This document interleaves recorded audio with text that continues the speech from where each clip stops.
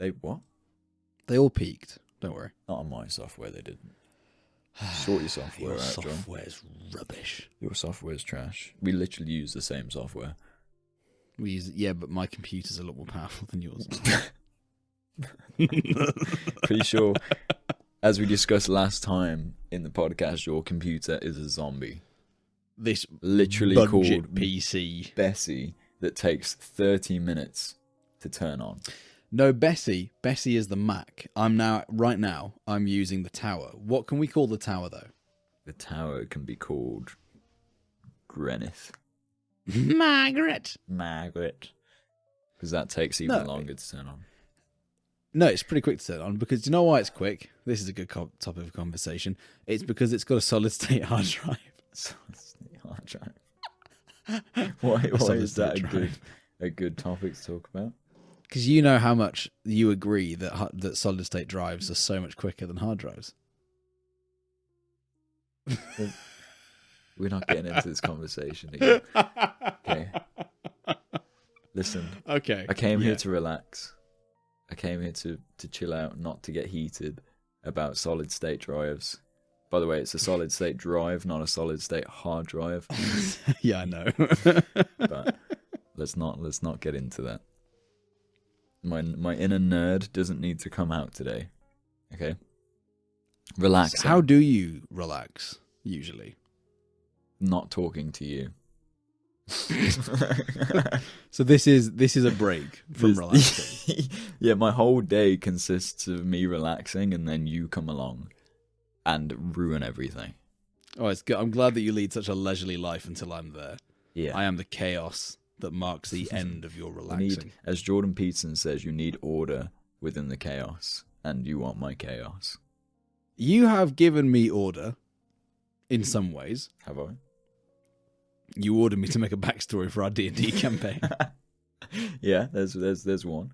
And I order you to get here on time with your computer ready for a podcast. I was here on time. Were you? Actually, though, today? I didn't see a missed call from you at 7:15. I messaged you before 7:15. You messaged me after. So I did. Listen, we can put that under the bridge. With all the trolls. How do you relax, Joel? Do you relax? Do you have time to relax in your busy schedule? I relax when I'm unconscious, or I relax when I'm dead. What? Have you died once in this life already? Not yet. Fingers crossed it won't happen for a while. Okay. And so... Oh, sorry, go ahead. No, it's fine. I would like to think that I relax by doing things, by keeping my brain busy, but to a level of busyness that isn't going to use any of my energy reserves, if that makes sense. Right. Like what? Well, as a typical man, I like watching documentaries. I like them because they are interesting and you can learn something, but you don't necessarily have to be invested. You don't have to remember all of it. You can just absorb and kind of let it filter over you. And some of the good things you'll remember, but most of it you'll just let slip away and you'll just enjoy the experience. So I like watching things like documentaries or YouTube videos about, why F1 wheels have a 1 center lug nut and not 5, or, what is effectively boring, useless information. That's how I relax. Car shit, don't stop.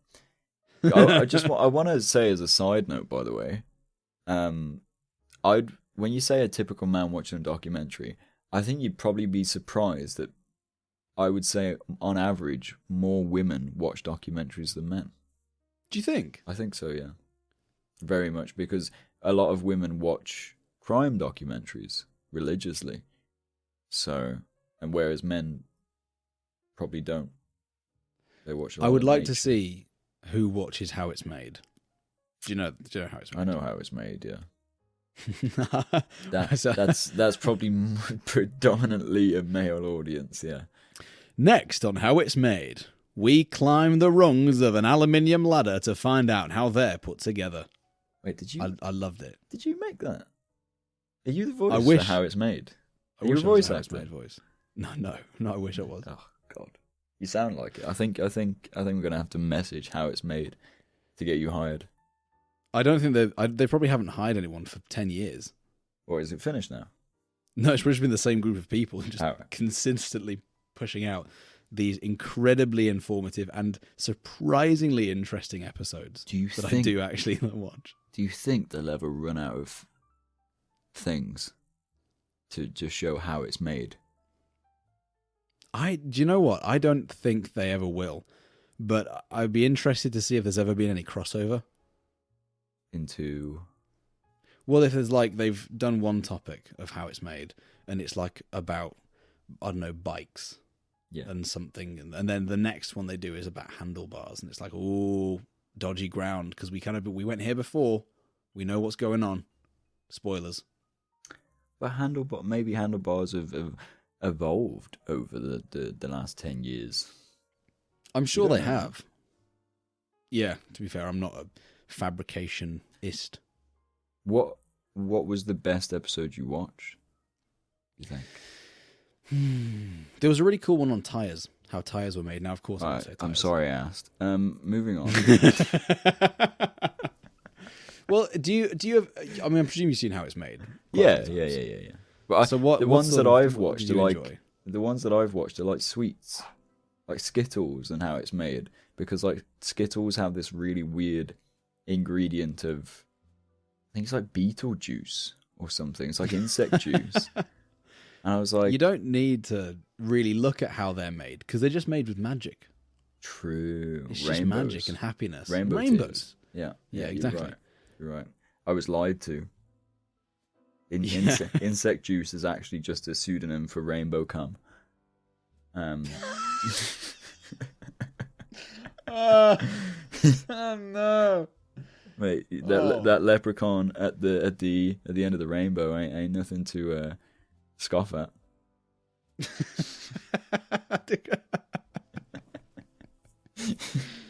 I'll show you one hell of a time if you ever get there. But besides that, yes, it's more it's more or less like sweets, and I think I watched how a bowling ball was made, a football. Do you know what? I've seen the bowling ball one too. A football was made and a cricket ball was made. You like how your balls are made, do you? I love how my balls and my rainbow cum is made. It's following a certain genre, clearly. But I don't think I've watched that many, to be honest. I don't watch many things besides YouTube. I have transitioned. So before it was How It's Made, it was a lot of the TV stuff. Mythbusters as well on TV. Yeah. That was always really cool. Have you ever seen that? Yeah, Mythbusters, of course. Yeah, but now I've kind of transitioned from watching those TV stuff and moving into YouTube, where it's like they're making a Damascus steel blade, or how to build a... They very much have diluted it down for YouTube, because you go from how it's made into what's inside. Have you seen What's Inside on YouTube? Is that the one where it's like the kid and the dad? Yeah, they just cut it in half and just see what's in there. It's like a very half-assed how it's made. It's like, oh, what's inside a baseball? Let's cut it in half. Oh, there's that in there. That must be how it's done. Move it aside. Yeah. Didn't they do that for a Tesla once or something silly? I have no idea. That type of idle brain consumer type of video I tend to steer clear of. It's kind of useless information. But it is very completely useless. It's kind of interesting because you want to know what's inside a baseball, but you don't need to know what's inside of a baseball. I listen to, so part of my relaxing is when I'm going to bed, and I actually use the same tactic when I'm going to sleep as when I want to relax, which is probably a bad idea because it keeps your brain awake thinking about things. But it's really bad because when I'm going to sleep, I have this really difficult dilemma, and I usually use podcasts. Sometimes I put on a video, but I usually use podcasts because it's dark. And I'll have to make the decision of, okay, so I have 13 podcasts that I'm listening to right now, sort of on and off. Which one can I put on that I like listening to, but I don't care if I miss the content if I fall asleep? Because I don't want it to keep me awake because I'm really interested. But equally, it can't be too boring because otherwise that will equally keep me awake. And I feel really bad for the podcast that I'm trying to fall asleep to because I'm like, I want to listen to you, but I don't care. But I do. Like, I want to go back and listen. You're a strange individual, in a way that before bed, and for anyone that hasn't listened to the episode, My Baby's a Fidget Spinner, you listen to horror podcasts before you go to bed. Yes. Because you're a freak. What's wrong with you? I'm a freak in many ways, but that's a way for me. Have you ever thought that maybe that's why you don't sleep very well? No, if anything, it's the opposite. After a good, hearty horror story, I'm all ready for bed. And I think as a kid, things used to scare me. You know, I'd watch a episode of Doctor Who, and I'd be like, oh my gosh, that's horrific. I struggle to sleep now. But now that I'm older, it's such an intriguing thing. It's almost like that I really up.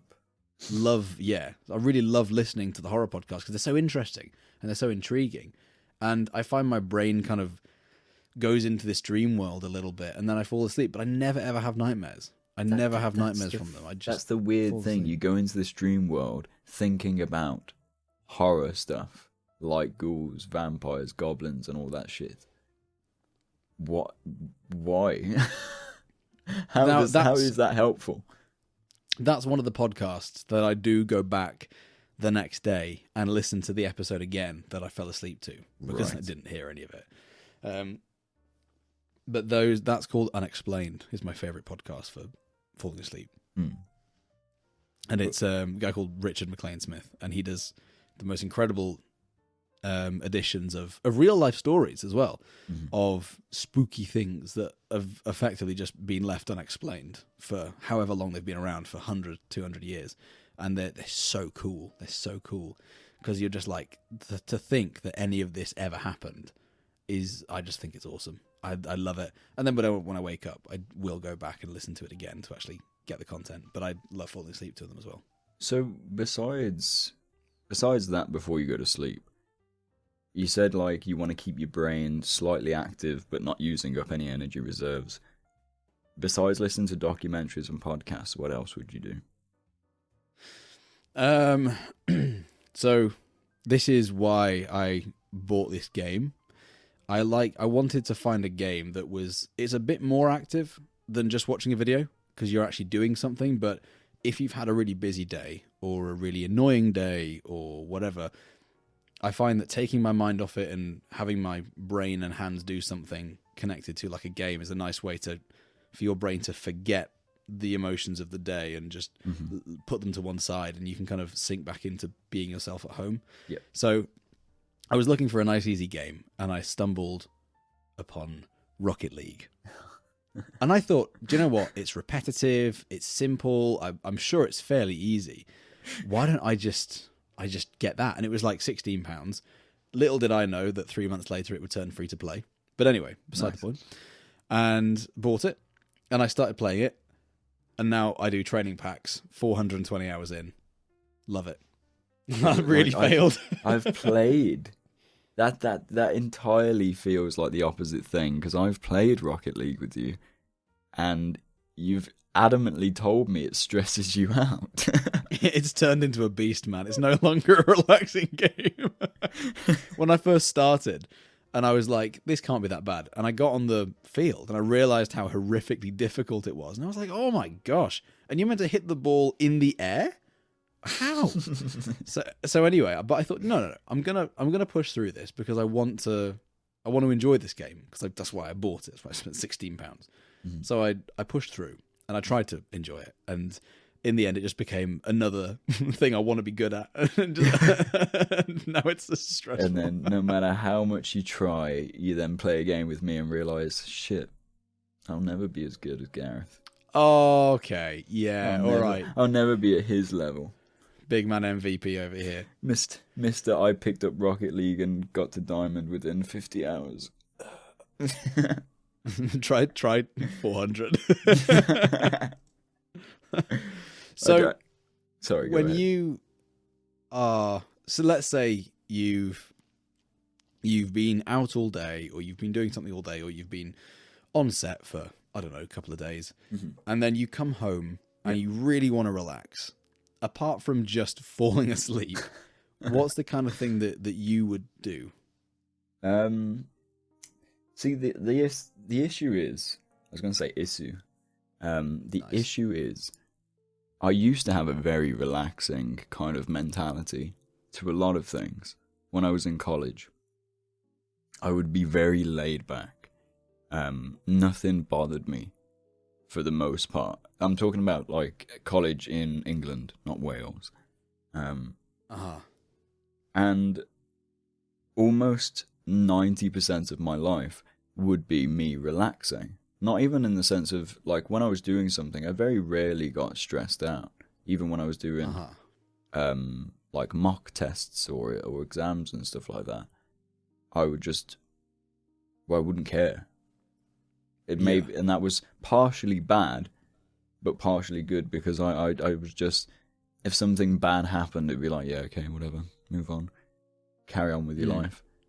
And then I moved to Wales, and it was almost like my body or my mind found a bit of meaning in, taking those first few steps in the morning. But then that also led to me getting quite stressed out. And with my previous history of suffering with addiction of sorts, that didn't help either. So in the past maybe 3 to 2 years, probably about the past 2 years of getting over the addiction I previously suffered with, it's hard to ever relax now. Oh, so you've done like a full pendulum swing and gone from being relaxed quite often to now barely relaxing at all. Yeah, it's almost like my brain never shuts off unless I'm asleep. And even when I'm asleep, as I've tried to explain before to yourself and to other people, it's almost like even in my dreams I'm conscious at this point. And it's getting better, because like I go to the gym. The best way I relax is to literally go to the gym, spend 15 minutes in a sauna until the fat is dripping off my body of what little there is on there. Like a chicken. Like a chicken. I'm basically rotisseраting myself. And then I jump straight into a cold pool outside. So that type of process every morning, more or less, gets me into a mindset. Oh, and once I've done some lengths in the cold pool, I'll go in a jacuzzi and then have a cold shower. So I go from like boiling hot to cold to hot to cold. Do you know what mindset that would teach me? If I was in a sauna and then jumped into a cold pool, it would teach me that things could be worse, Joel. Things could definitely be worse. You could be freezing right now. You get used to it. It's not really that cold. You just you jump in and you're like, oh, this is really nice. I can't remember the last time I did that, to be fair. It's very Nordic. It's a very Nordic practice. Yeah, well, we have the cold water up here. We just don't have hot water. Find a place with a sauna. You don't need hot water, you just need a sauna. Or just go from a really hot, blistering shower to cold water. Do you know what? There is a sauna in the gym that I go to, but they brought in rules after COVID that you have to shower first and get all your swim shorts on and what have you, and then go in like that. That's and you stupid. Can't. And I'm like, you're gonna sweat anywhere in there anyway. Mate, you are literally saunas are meant for dry heat. You're meant to go in there dry. Yeah, and if you've just had a shower, then you go in, you get all sweaty, and you got to go shower again. It just became more effort than it's worth. That your gym doesn't know what the fuck they're doing. But but yeah, that's kind of the process I go through in the morning, and that's very relaxing, and has been relaxing for the latter half of the year, because it gives somewhat of an unstructured life that I have a structure. I wake up at the same time to go exercise, to do my routine, come back, have breakfast, sit down, write whatever I need to write, or learn whatever I want to learn for the day, probably have like 2 hours sleep again, and then wake up and do things like this and relax and talk to my friends. So one thing that I've been grappling with over the past, I'd say like a year or so, is trying to understand the difference practically between relaxing and being relaxed. Because I find work can stress me out quite a bit, and it's now become very apparent in my life that there are short periods of time within the week that I will be able to, quote unquote, relax, but then I also want to become just a more generic state of relaxed all the time. I don't want to be stressed with then short periods of downtime. Mm-hmm. And when did that change for you? How has it changed? Was there a point when it's just bits of relaxing with the majority of rest just being sort of semi-stressful? I think it changed when I got into adolescence, in a way of like being having to look after yourself. Obviously isn't easy. When I moved out, I think I moved out when I was like 17. So did you? Yeah, I had to learn very quickly how to mature and look after myself. I guess that makes sense actually. Yeah. And that took a very unstressful life to quite a stressful life very quickly. Yeah. However, you tend to just like cope with it. You depending on the person you are, you very much try and thrive in the stressful situations. And for the most part, I did in the pardon me, in the first year of me living in Swansea, I thrived. In my year of college, it's still probably one of the best years I've ever had in my life. I was in a place of work which I actually didn't dislike for the most part. I made advancements in that work. I got a supervisor position by the time I was like 18. So I very much thrived in that environment. And then I moved to Cardiff, lost a sense of purpose. I think you tend to stress, I've found, when you don't have a sense of purpose in your life and you're doing something you really don't want to do. Yeah. That's where stress comes from. And whether it's your life personally or mine, if you're not striving towards, or if you feel in yourself you're not striving towards something you want to do, you tend to get stressed out. That's a really good point, yeah. And when I was living in Cardiff, I wasn't. I was working a full-time 60-hour job, doing jack shit to do with acting, stuck in an environment I didn't want to be stuck with, dealing with addiction. So everything kind of like went from a very high status of I'm achieving something I want to achieve and I'm working towards that, surrounded by people I want to be surrounded by, to almost flipped entirely on its head to the opposite. Whilst I was surrounded by good company, it wasn't, for me, healthy company. I loved everyone I lived with, but it just was, for my mental and my aspirations, it wasn't healthy. And then I was in a place I didn't like, stuck there constantly for 2 years. I was, messed around with by multiple jobs within those 2 years. And all that time, it was constant, I'm going to do this tomorrow to work towards what I want to do. And it never happened. And it was always, I'll do it tomorrow. I'll do it tomorrow. I'll do it next week. I'll do it next month. and it never happened. And I've never been so stressed out in my life.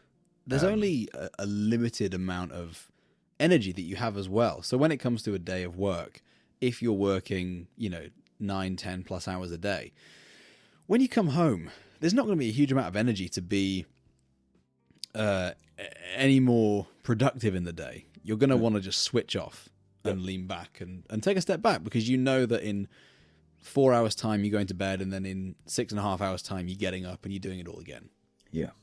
Well, that's where the discipline comes for a lot of people that are very successful and happy in their life, is they deal with it's almost like they save their energy in the workplace. They'll find a job that they don't care about. It's a mean to an end, and they don't have to work as hard. And they'll do that until they've built a good funding, or until something that they want to do takes off, right? Yeah. Which is why you see a lot of actors in cafes, because whilst it's not an easy job, don't get me wrong, it's also a very sociable job. You get to talk to a lot of people. A lot of the time you're just making drinks, you're making coffee, you're making tea, you're making, things that aren't to do with like gourmet food or anything that, besides the people that make like amazing coffee, like art coffee, making coffee is not difficult. Besides that bracket of coffee, to be fair, I'm not a coffee connoisseur, and I've never really been a connoisseur of coffee. Are you actually? I used to be. I used to absolutely adore coffee, and it's more of a respect. Did you? It's more of a respect now, because I don't drink it anymore. Yeah. So. Yeah. But like I said, the craft of making a good cup of coffee is to be honest, it's quite a high talent. Whereas if you're just a barista in Costa, get on with your life. It's a job that you don't have to take home. There are some jobs where you go home worrying about targets or bosses or projects or anything that you have to complete and carry on with over a course of a much longer time period. But yeah, when you're working in a cafe, or you're making drinks, like you say, or you're working in something, a kind of situation where you've got to deal with stuff during the day, and then when you go home, you leave it at work and you don't ever think about it again. Yeah, you very much detach yourself from what you're doing. When you were in Cardiff, living with other people, did you find it easier to relax? Now, I know your answer already.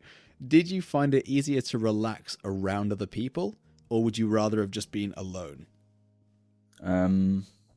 Well, that's obviously, it's personal to everyone, but I love my own company. Yeah. So it's don't get me wrong, when I'd come back from work, and there was just someone actually there to talk to that you wanted to talk to, it was really nice that they were there. It was just like you'd always feel a bit bad that if you didn't want to talk to someone and someone said hi, and you were just like, yeah, hi mate, see you later, you'd always kind of, or at least me having the morals that I have to not be rude, it always felt quite bad. So it was swings and roundabouts, like some days it was really nice having the people I had there, and some days I did just want to fucking lock my room and put a sign on my door and say piss off. See, I love being around people. Yeah, and I love spending all day with people. The only thing for me, because even though I really enjoy spending time with people, I do something which is usually, it's probably considered weird to watch. I like to process things externally. So I kind of talk to myself. So I find that time to myself or on my own can be useful, because I'm free to kind of discuss with myself what I'm thinking about. And I find a nice way to unfurl your thoughts, and it's almost like doing your own mood board of thoughts. I will have a full-on conversation looking in a mirror with myself. Yeah, right. So you're not weird in that sense. I think that's completely normal. If you don't do that, it honestly, if you don't talk to yourself in your head, I'm worried about you. Genuinely.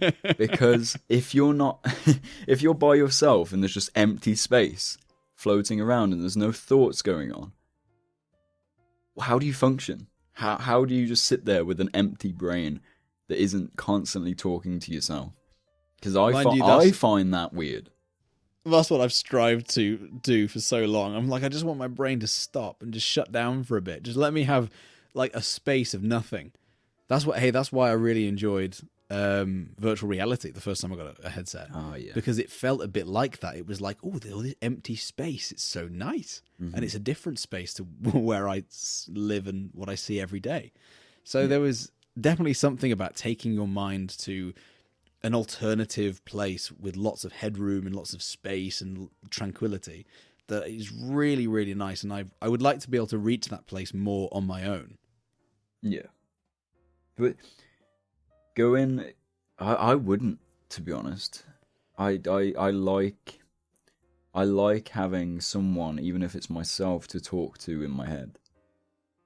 Because if it was empty, like I said, I'd be a bit concerned if I was sat there and just like a deadpan kind of face, nothing behind the eyes, you know. I'd find that really weird. Because what like even now I'm obviously thinking in rapid succession about the thoughts I want to talk about and suggest and discuss. And I'm discussing them in my head whilst discussing the current thoughts with you. Right. Okay, so you're having what you're saying is you're paying some attention to me. Generally no. Leave him to his devices. I'm trying to pay as little attention to you as physically possible. Himself all the way through the podcast. No, it's discussions that I want to bring up with you. That's what's happening. And if I was there with dead space, I wouldn't be able to function. Personally, I don't think I'd be able to do it at all. It would just seem really weird. The antithesis of relaxing. When I really understood what you said when you moved out and sort of everything became just a little bit stressful. Not overbearingly so, and not to the point where it's like I can't do it, but just in comparison to living under someone else's roof. Yeah. When you move in on your own and you're like, okay, the bills are mine, this is my responsibility, the cleaning is my responsibility, everything is my responsibility. And that difference alone was definitely one where I was like, oh, this is a skill, isn't it? This isn't just something that you can do naturally, that you have to learn how to live life and still be relaxed. And I was like, oh my gosh, this is like the bottom of another mountain to climb. I'm so gutted. You have to kind of like organize a routine that you never thought existed. It's like you never comprehended, unless you were prepared, you never comprehended that people have routines about just managing their day-to-day life so that the house doesn't collapse. Asset handling. Bills, debt, cleaning, cooking. Motherfucker, the day I had to cook for myself was a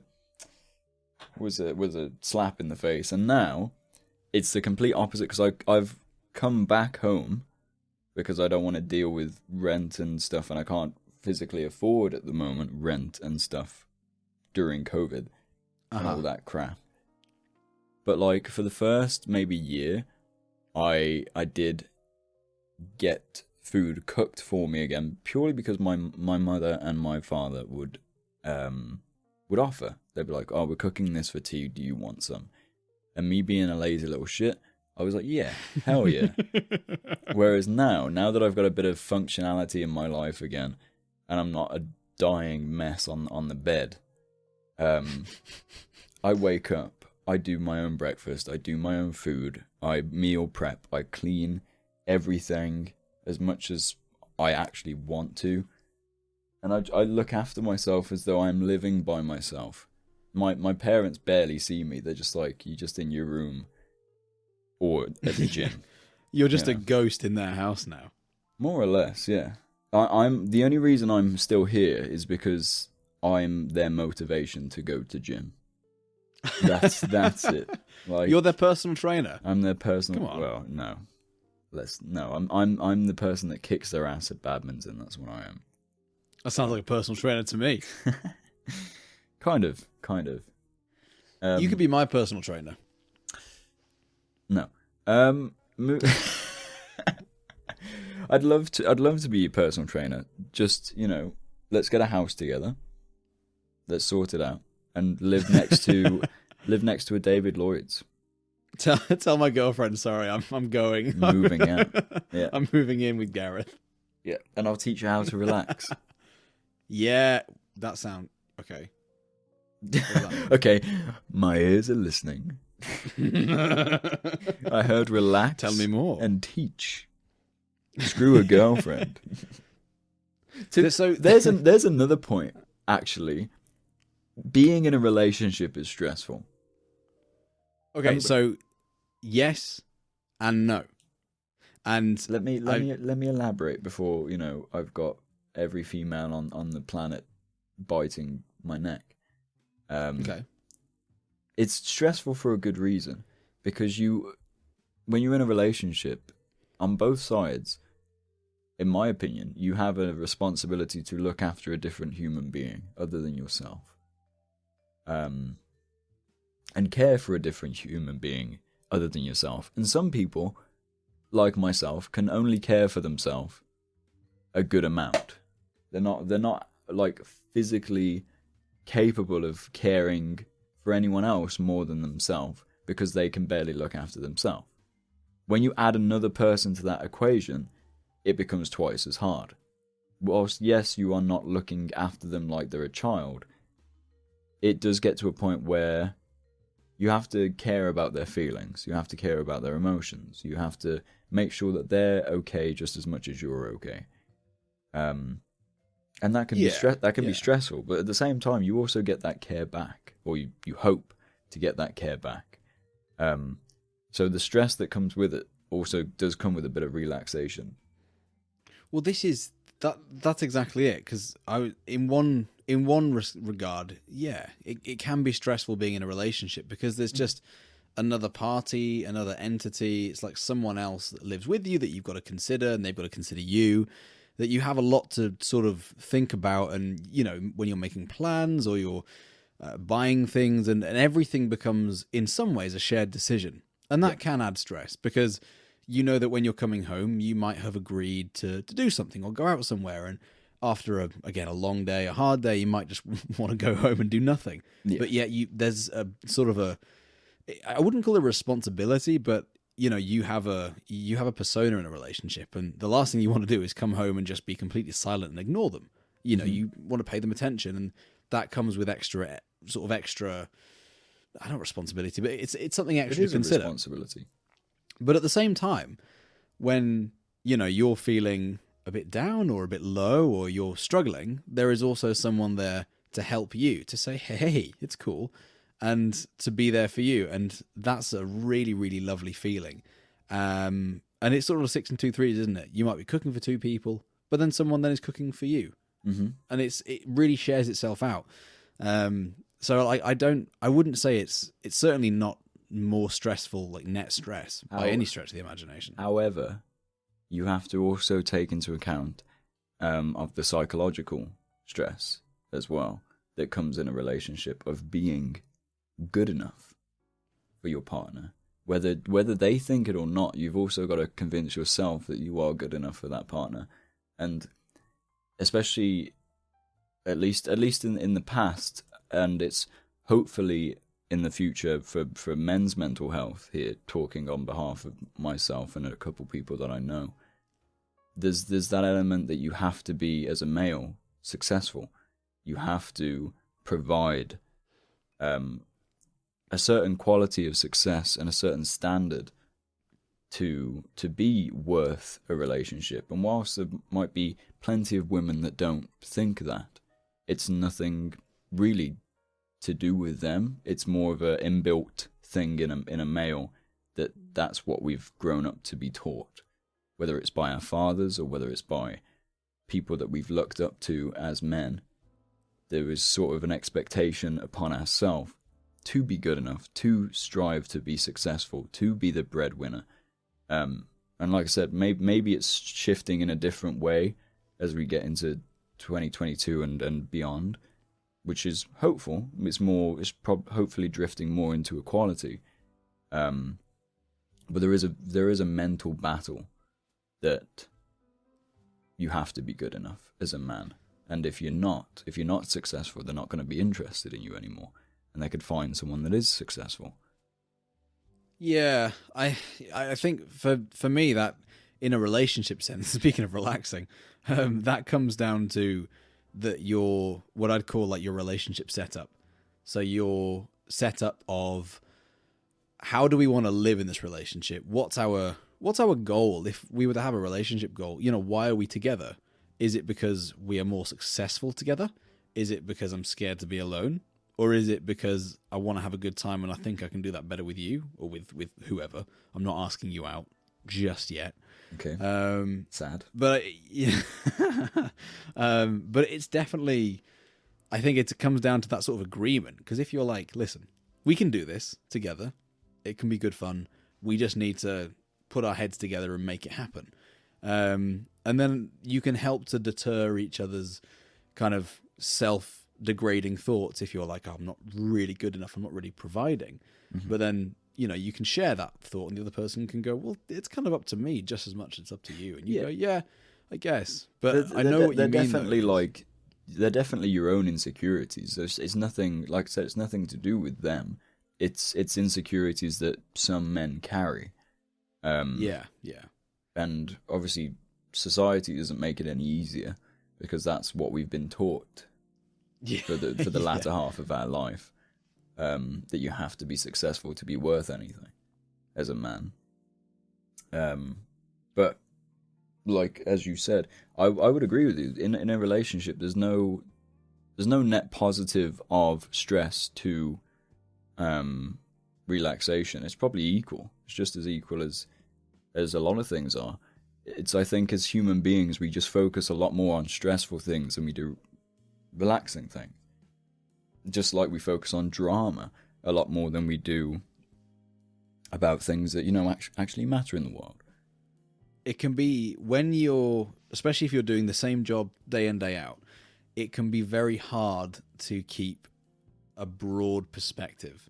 And naturally, people will notice the most turbulent things in their life. Mm-hmm. It doesn't matter whether it's something quite extreme, like a loved one passing away, or whether it's something really small, like my bin bag broke and now my bin juice is all over the floor. But it's like you experience and you notice the most turbulent things in your life at that time. And no matter where you sit on that scale, there will be something that is your most turbulent thing. Mm-hmm. So I think it's hard sometimes to keep a bigger picture and to remind yourself that this actually isn't all that bad. It's pretty good. Also kind of builds up on itself, doesn't it? It's like if you're having a shit day, one little thing throws you off the edge, like to be in a downward spiral. Because if you're having a great day, everything seems fantastic. You could step in shit and be like, well, at least the dog had a good shit. If you're having a great day. But if you're having a bad day, you think, oh, I've stepped in shit, may as well chuck the shoe off the edge along with myself. Boy, I bet that dog feels a hell of a lot lighter on its feet. I like that corn. He's got a good diet. Good dog. So it's definitely depending on the day and the mindset that you have at that time. You're either a glass half full or a glass half empty. In a lot of situations. And I think it very much depends on what you surround yourself with. I try and stay clear of social media as much as physically possible because I hate the place. I think it's just as much as it is out there. I'll try one more time. Just as much as it is a blessing, really, to the world, being able to contact people across the world in seconds and see what people are doing. It's also very much fake, very disheartening because you're just constantly seeing people's quote-unquote best life. And it's never true. It's never honest. Anything that's a tool for good is also a tool for bad. Exactly. And if you can realize that type of thing and not surround yourself as much with the bad stuff. Like the people that watch the news about COVID, yes, it's informative, but you're just making yourself sad for them, especially at the beginning when people were just like, it was just bad news after bad news after bad news. It paints a very bleak picture of, again, yeah, it honed your perspective in on one aspect of something, which might be a big aspect, but trying to remember that it has its place in your life and it has its place in all of our lives, and that there are other things out there, there are better things, and there are worse things, but you know, it's definitely not the end of everything, we know. There is hope, there are friends, there are families, there's good times ahead. Exactly. The world will keep spinning at the end of the day. And there are people out there that give a shit about you. So even it could be as bleak as physically possible. You know, there are still good things at the end of the tunnel. There are people that give a shit. There are people that will help. And even if you don't feel like there always is. There's always someone that cares, even if it's your dog. You know, your dog loves you. As you know, Ricky Gervais has effortlessly shown, dogs save lives. They do. They do. And it's I honestly think, in terms of like the idea of relaxation, it's dependent on your mindset. It's dependent on what you have going on in your life, and if I think there was a really good. And even though some of the things that Jim Carrey has said in the past maybe like 5 years have been quite controversial, I like the idea that if you're sad, unhappy, or even worse cases, depressed, that's your body telling you that it's not happy with the life that you're living and you need to change things up. And whether that's as simple as just doing something extra with your day, or taking that extra step to make it productive and to strive for something that you really, really want to do. Doesn't matter how slow it takes, doesn't matter how long it takes. You're making steps on a very big mountain that you'll eventually get to the top of.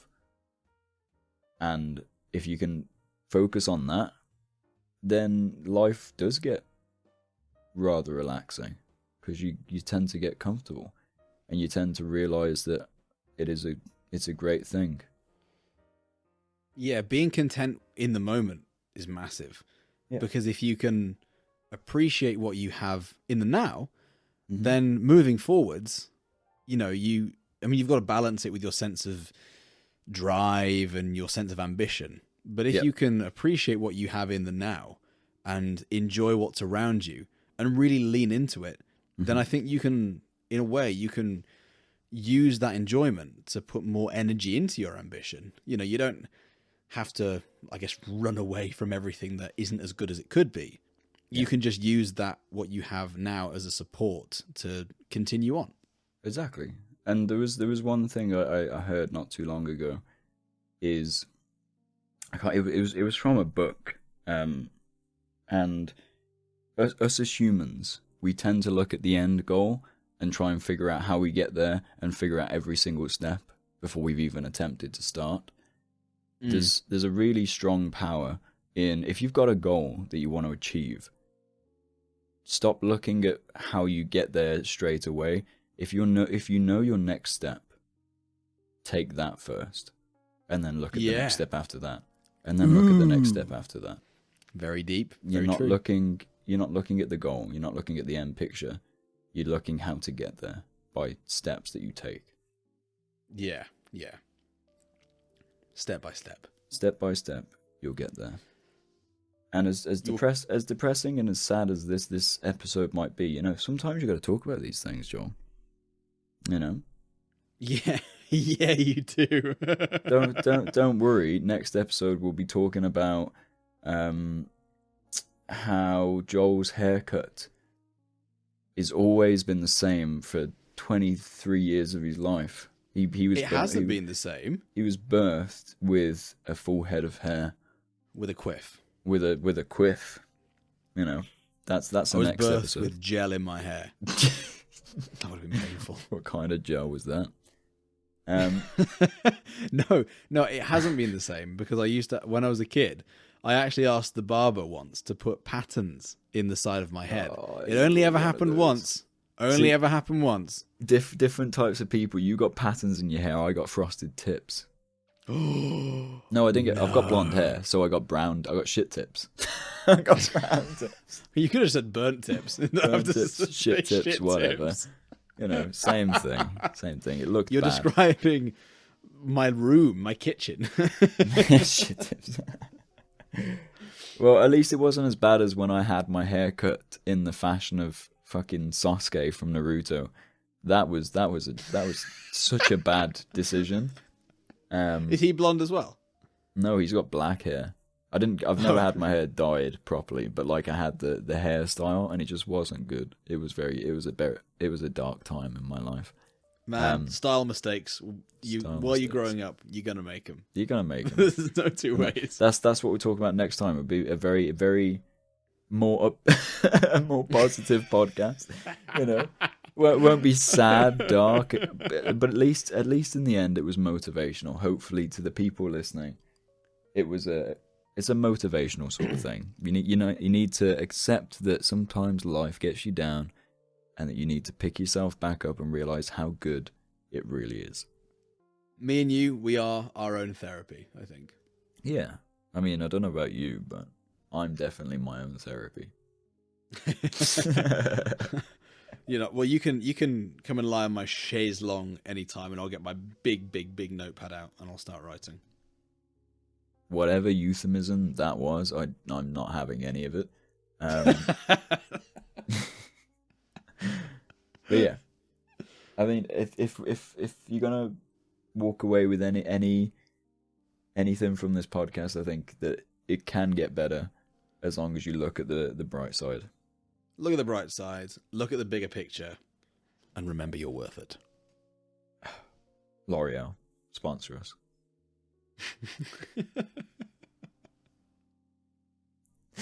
Is that it? I think so.